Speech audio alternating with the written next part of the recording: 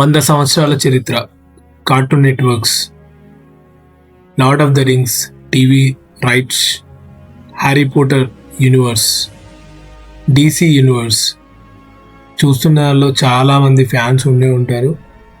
Fans అందరికీ ఒక heart breaking అని చెప్పాలి. ఇప్పుడు ఏవైతే DC universe fans, Harry Potter fans ఉన్నారో వాళ్ళందరూ కూడా నెట్ఫ్లిక్స్కి షిఫ్ట్ కావాల్సిన పరిస్థితి వచ్చింది.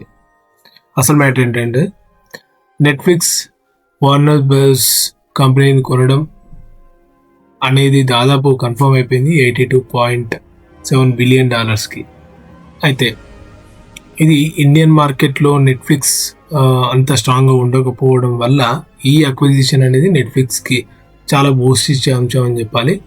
HBO షోస్ మళ్ళీ నెట్ఫ్లిక్స్లో వచ్చేయచ్చు. Big budget movies, WB movies అన్నీ Day 1లోనే OTT రిలీజ్ అవ్వచ్చు. DC యూనివర్స్ కంటెంట్ గ్లోబల్ సైమల్టేనియస్గా రిలీజ్ అవుతుంది.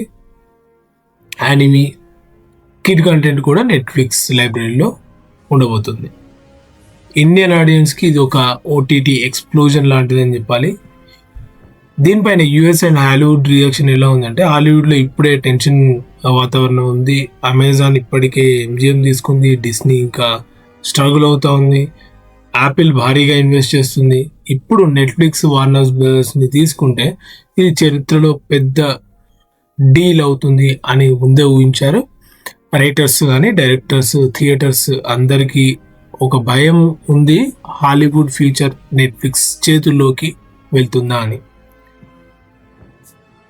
బ్రదర్స్ దగ్గర DC universe, Harry Potter, game of Thrones ఇంత పెద్ద లైబ్రరీ ఉన్నా కూడా గత కొన్ని సంవత్సరాలుగా ఫైనాన్షియల్గా చాలా స్ట్రగుల్ అవుతూ వస్తుంది.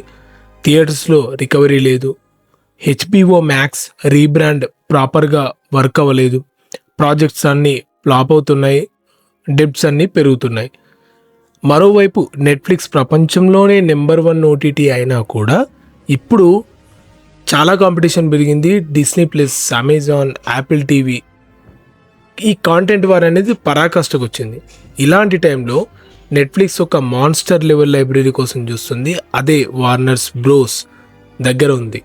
ఇది ఒక సాధారణమైన కంపెనీ కొనుగోలు కింద మాత్రం కాదు, ఒక యుగం అనేది ముగుస్తుంది, కొత్త యుగం అనేది మొదలవుతుంది. దాదాపు 100 సంవత్సరాల చరిత్రగా మిగిలిపోబోతుంది. ఈ డీల్ పూర్తయితే సినిమాలు, OTTలు, థియేటర్స్ బిజినెస్ అన్నీ కూడా మారిపోతాయి. ఎంటర్టైన్మెంట్ పరిశ్రమ మొత్తం తలక్రిందులయ్యే అవకాశాలు చాలా ఎక్కువగా కనబడుతున్నాయి. దీనిపై మీ అభిప్రాయం ఏంటో కామెంట్ రూపంలో తెలియజేయండి. మళ్ళీ వచ్చే వీడియోలో మరో ఇంట్రెస్టింగ్ టాపిక్ మాట్లాడదాం. జై భారత్, జై హింద్.